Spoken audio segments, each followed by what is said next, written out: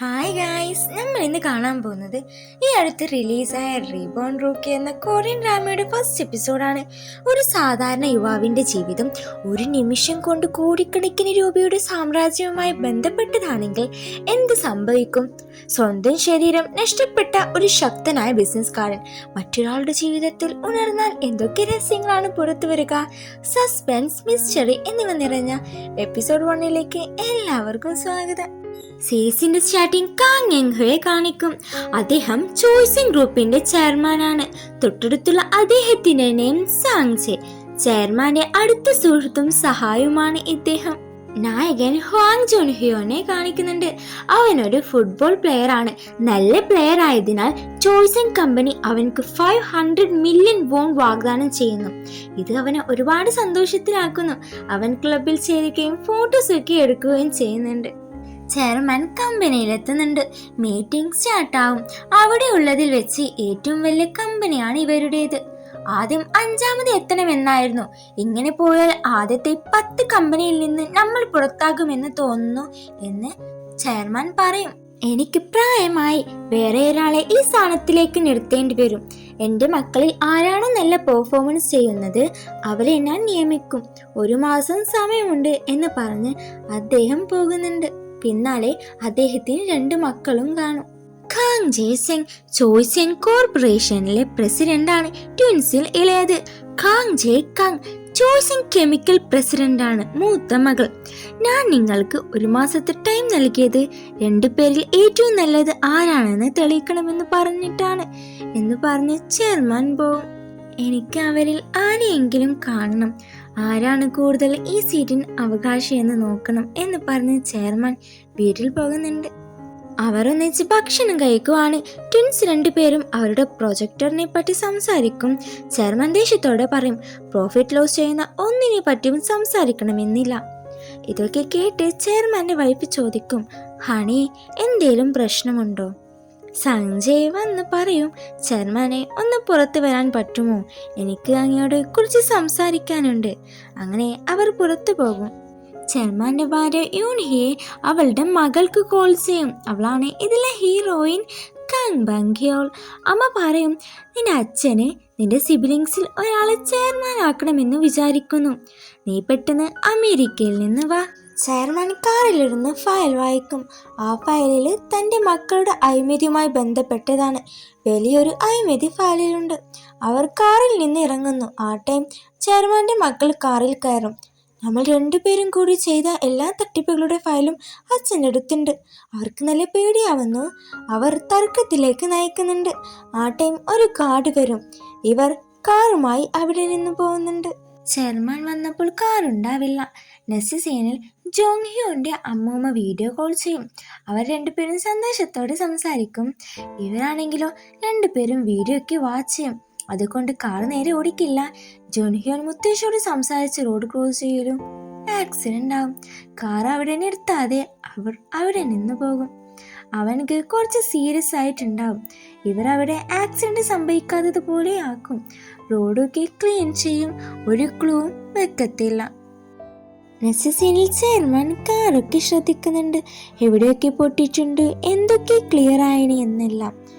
ആ time guard വന്ന് ക്ഷമ ചോദിക്കും. ചെയർമാൻക്ക് മനസ്സിലാവും ഇത് ഇവന്റെ പണിയല്ല, ഇവനോട് ആരോ ചെയ്യിപ്പിച്ചതാണെന്ന്. അവനിവിടെ എഴുന്നേൽക്കും. എനിക്ക് എന്താ പറ്റിയ? സ്വന്തം കാലൊക്കെ തൊട്ട് പരിശോധിക്കുന്നുണ്ട്. ഐ എം സോറി, തനിക്കൊരിക്കലും ഇനി ഫുട്ബോൾ കളിക്കാൻ കഴിയില്ല. പാവം അവൻ കരയാൻ തുടങ്ങും. ഇതിനു വേണ്ടി ഞാൻ എന്തൊക്കെ ചെയ്തു എന്ന് നിങ്ങൾക്കറിയില്ല എന്ന് പറഞ്ഞ് പൊട്ടിക്കരയുന്നുണ്ട്. ചെയർമാനും സാങ്സിയും ഒരു രഹസ്യ റൂമിലേക്ക് പോകുന്നു. അവിടെയാണ് ചെയർമാന്റെ പണവും സ്വർണവും ഡോക്യുമെന്റ്സ് എല്ലാം സൂക്ഷിച്ചു വെച്ചിട്ടുള്ളത്. മുത്തശ്ശിയാണെങ്കിലോ അവൻ ഒരുപാട് വിളിച്ചു നോക്കുന്നുണ്ട്. പക്ഷേ അവൻ കോൾ എടുത്തില്ല. അവൻ നടക്കുവാൻ ശ്രമിക്കും. ചെയർമാനും സാങ്സയും ഒരിടത്തിരുന്ന് കഴിക്കുവാണ്.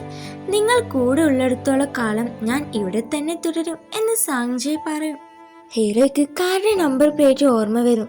അവൻ നെക്സ്റ്റ് ഡേ പോലീസിൽ റിപ്പോർട്ട് ചെയ്യും. ഇന്ന കാറായിരുന്നു, ഇതായിരുന്നു നമ്പർ എന്നൊക്കെ.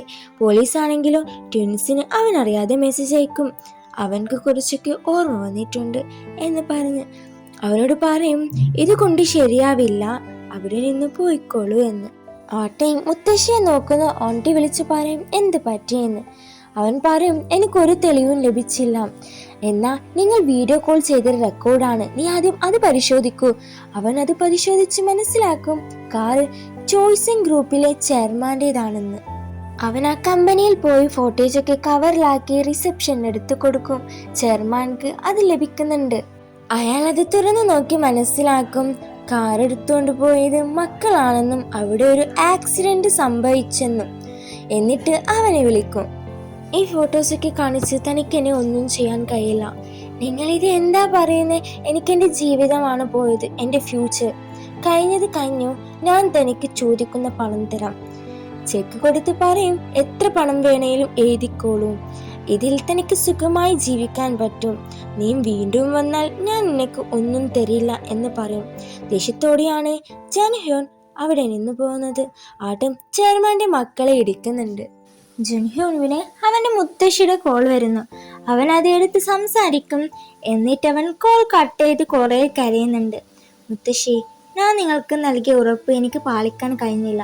എനിക്കിനി ഫുട്ബോൾ കളിക്കാൻ പറ്റില്ല. മുത്തശ്ശി, എനിക്ക് നന്നായി നോക്കണം എന്ന് വിചാരിച്ച് തുക എഴുതി സൈൻ ഇടുന്നുണ്ട്. ചെയർമാൻ അദ്ദേഹത്തിന്റെ 2 മക്കളോടും ദേഷ്യപ്പെടുന്നു. അവർ പേടിച്ച് മുട്ടുകുത്തി ക്ഷമ ചോദിക്കും. ചെയർമാൻ പറയും നിങ്ങൾ 2 പേരും ഈ കമ്പനി കൈകാര്യം ചെയ്യാൻ യോഗ്യതയല്ല. ഞാൻ ബോർഡ് മീറ്റിംഗിൽ നിങ്ങൾ 2 പേരും ഇതിൽ അർഹരല്ലാത്ത ആൾക്കാരാണെന്ന് പറയും. ചെയർമാൻ അവിടെ നിന്ന് പോയി ലിഫ്റ്റിൽ കയറുന്നു. ട്വിൻസ് 2 പേരും സ്റ്റെപ്പ് ഇറങ്ങി ഓടുന്നുണ്ട്. ഈ ടൈം ജുൻഹ്യോൻ ചെക്കുമായി ചെയർമാനെ കാണാൻ വരും. അവരോടി അച്ഛനെ തടയുന്നേരം അറിയാതെ തള്ളിയിടും. ആ കറക്റ്റ് ടൈം ഫ്രണ്ടിൽ വരുന്ന ജുൻഹ്യോന്റെ തല ഇടിക്കും. പിന്നീട് ഹോസ്പിറ്റലിൽ കണ്ണു തുറക്കുന്ന ജുൻഹ്യോനെയാണ് കാണിക്കുന്നത്. എൻ്റെ കാലും കൈയും എന്താ ഇങ്ങനെ? അവൻ നടന്ന് കണ്ണാടി നോക്കി ബഹളം വെക്കുന്നുണ്ട്. ചെയർമാൻ കാങ് എങ് ഹോയുടെ സോൾ ആയിരിക്കും ജുൻഹ്യോയുടെ ബോഡിയിൽ. ഞാനിപ്പോൾ എവിടെയാണെന്ന് അവരോട് ചോദിക്കുമ്പോൾ ഹോസ്പിറ്റലിലാണെന്ന് പറയും. ഇവിടെ ചെയർമാന്റെ ബോഡിയിലുള്ള ജുൻഹ്യോൻ കണ്ണു തുറന്നിട്ടുണ്ടാവില്ല. നിങ്ങൾ 2 പേരും എന്തിനാണ് ചെയർമാനെ തടയാൻ ശ്രമിച്ചത്? എന്തിനാണ് നിങ്ങൾ ഇത് ചെയ്തത്? ഓഫീസിലുണ്ടായിരുന്ന നേരം എന്താണ് ചെയർമാൻ നിങ്ങളോട് പറഞ്ഞത്? അവരൊന്നും പറയില്ല. ജുൻഹ്യോൻ പുറമേ നോക്കുന്നു. ആ ടൈം സഞ്ജയ് പുറത്തു വരുന്നു. ടിവിയിൽ പറയും ചോയ്സിംഗ് ചെയർമാൻ കാങ് യങ് ഹു, അതായത് ടിവിയിൽ കാണുന്ന ഈ വ്യക്തി ഒരു പയ്യനെ കാറിടിച്ച് കയറ്റി. അയാൾ ഓഫീസിൽ വർക്ക് ചെയ്യുന്ന എംപ്ലോയീസിനെ ആക്രമിച്ചതായി പറയപ്പെടുന്നു. അന്നേരം മകൻ ജയ് സിംഗും മകൾ ജയ് കങ്ങും പറയും ക്ഷമിക്കണം, അച്ഛൻ ചെയ്ത തെറ്റിന് ഞങ്ങൾ നിങ്ങളോട് ക്ഷമ ചോദിക്കുന്നു. ആ ആക്സിഡന്റ് അച്ഛൻ ചെയ്തതാണ്. ഇത് കണ്ട് ദേഷ്യം വന്ന കാങ് യങ് ഹു സ്വന്തം ബോഡിയുടെ അടുക്കലേക്ക് ഓടും. ഭാര്യയോട് പറയും മാറി നിൽക്കാൻ.